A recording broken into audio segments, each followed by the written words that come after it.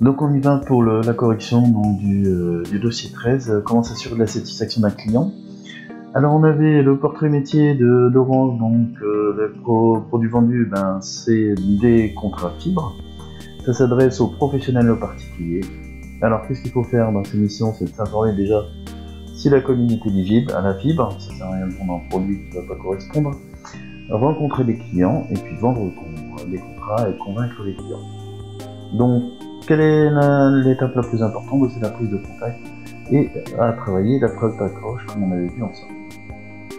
Alors, donc, Orange est leader des services de télécommunication, l'un des leaders mondiaux. Il est implanté dans 30 pays, il a un effectif de 50 000 personnes et il vend des téléphones portables, des tablettes et des accessoires, ça ce sont ses produits. Par contre, il vend des services marchands, c'est-à-dire des services payants, la fibre, les abonnements et les options. Il propose aussi une assistance et un dépannage en ligne, donc qui sont des services non marchands, donc non payants, non facturés aux clients. Donc il faut fidéliser le client afin de pouvoir faire des ventes futures, et donc il faut connaître la satisfaction de notre client, bien sûr. Alors les réseaux sociaux, donc ça présente un avantage, c'est que c'est facile pour le client, mais l'inconvénient c'est qu'il peut facilement se plaindre. Donc ça peut nuire à l'image de l'entreprise, donc il faut vraiment apporter une réponse à chaque client. Il faut mesurer la satisfaction. Comment on fait ça? On écoute bien son client, on lui pose des questions et on vérifie. On n'a pas peur d'évoquer des sujets parfois qui sont qui nous dérangent. Il faut aller au bout des choses. Il faut connaître le motif, ça revient à ce que je viens de dire. Identifier le motif d'insatisfaction. Est-ce que ça vient du produit, de l'accueil, du SAV, du vendeur éventuellement, et donc de corriger et de donner une réponse à notre client si on peut. C'est de lui dire, voilà, suite à votre remarque, nous avons corrigé telle ou telle chose chez nous, dans notre entreprise, pour améliorer votre satisfaction. Alors là, je vous montre le tableau, donc le client mystère, les tablettes de bornes interactives, les enquêtes de satisfaction par questionnaire, l'étude des retours, et la boîte à idées. Bon, là, on n'est pas en agence, donc le client mystère, ça sert à rien, la boîte à idées et les tablettes non plus, les bornes aussi. On peut utiliser l'étude des retours ou le questionnaire. Bon, pour plus de facilité, on prendra l'étude des retours dans notre cas. Qu'est-ce qu'une donnée personnelle? Donc, on vous parle de la RGPD. Donc, c'est une information qui peut révéler tout ou partie de l'identité d'une personne qui est concernée par la RGPD. Un peu tout le monde, comme vous voyez. Donc, tous les membres qui sont établis dans l'Union européenne. Ça concerne l'Union européenne. Les obligations d'Orange, c'est d'assurer la sécurité et la confidentialité, ça c'est évident. Ils peuvent avoir une amende de 2 à 4% du chiffre d'affaires, donc ça peut être énorme. Il faut savoir que des entreprises comme Orange, ça peut se chiffrer en millions. L'entreprise Orange était soumise au RGPD. Pourquoi? Parce qu'elle collecte des informations personnelles sur ses clients, dont elle est soumise à ça. Alors là, dans les clients à sélectionner, le premier client, est-ce qu'il pouvait correspondre? On vous disait qu'il fallait qu'il ait depuis 5 mois. Donc là, 5 mois, 5 x 4, ça fait toujours 20. Donc il y a 16 semaines, donc celui-là on peut l'éliminer. Ensuite, Johnson Lionel, il y a 25 semaines, donc lui c'est bon. Par contre, ce qu'on a, c'est qu'il a fait qu'un achat de téléphone, et nous, on nous disait qu'il fallait qu'il ait au moins 5 mois, détenteur d'un forfait, et 860 € minimum. Donc ça c'est des conditions que vous pouvez retrouver aussi en examen, éventuellement, de sélectionner des clients comme ça. Dumoulin Marie, 28 semaines, donc ça c'est bon, il a un forfait, elle a un forfait en 29,90 par mois, donc sur 12 mois ça fait déjà une belle somme, plus un achat de tablette de 649. Donc elle pourrait correspondre.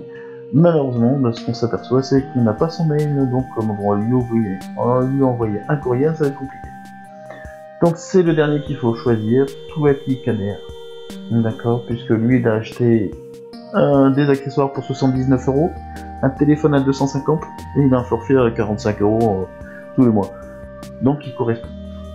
Alors, le courriel, vous le réaliserez, on en avait fait ensemble en cours, donc ça c'est des choses que vous connaissez.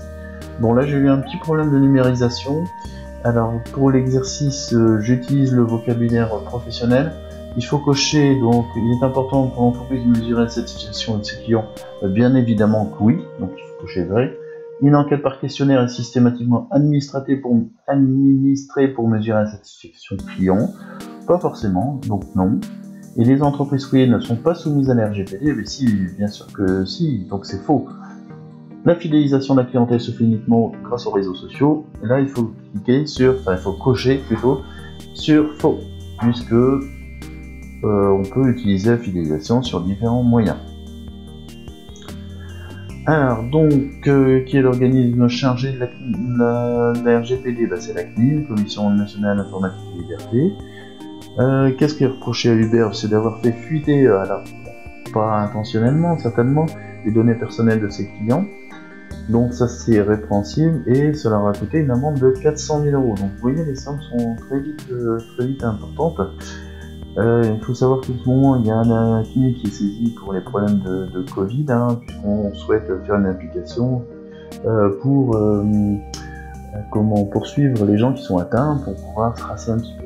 Ça pose problème, donc la CNIL est en train de regarder ce qu'on peut faire exactement.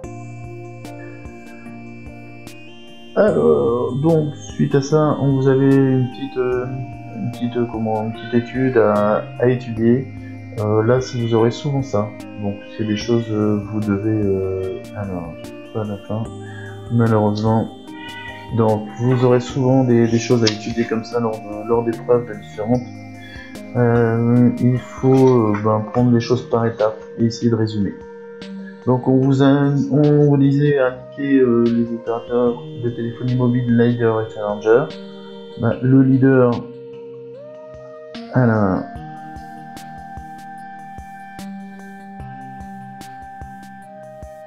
donc le leader c'est bien sûr Orange avec 34%, et on a le challenger Free à 26%. Voilà, donc j'ai pas tout sur, je sais pas pourquoi, c'est pas, il y a une partie qui s'est pas scannée, donc ça vous retrouverez quand même facilement. Les principaux usages du téléphone, c'est recevoir et émettre des appels, 56%, beaucoup moins qu'avant bien sûr. Envoyer et recevoir des SMS à 49%, et naviguer sur internet, c'est de plus en plus l'usage qu'on a du téléphone à 48%. Analyser le type d'abonnement, le tarif moyen se situe entre 10 et 19,99 par mois. 54% souscrit à une offre box en même temps, et 82% ne sont plus engagés, c'est-à-dire la période où vous êtes obligé de rester chez eux pendant minimum 12 mois, 24 mois, ça dépend des offres. Donc ça veut dire que les gens restent quand même fidèles à leur opérateur. 61% ont souscrit grâce à une offre promotionnelle. Donc ça veut dire aussi, bien sûr, c'est vrai qu'il y a toujours des délais à chaque fois qu'on change d'opérateur, on perd sa connexion internet, et on peut difficilement se passer d'internet de nos jours. Alors en 4, déterminer le positionnement d'Orange. On va mettre que Orange est le leader en France. La société pêche par son service client, bien sûr, et les prix, ça vous le savez très bien, sont un peu plus chers que la concurrence.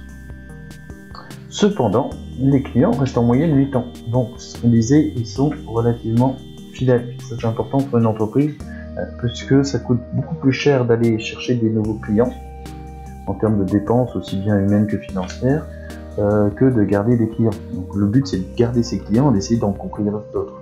Et surtout, d'abord, la base de garder ses clients. Voilà, j'espère que j'ai répondu à vos explications. Je suis désolé pour la numérisation qui s'est un peu mal faite. Si vous avez des questions, n'hésitez pas à me contacter. Bonne soirée.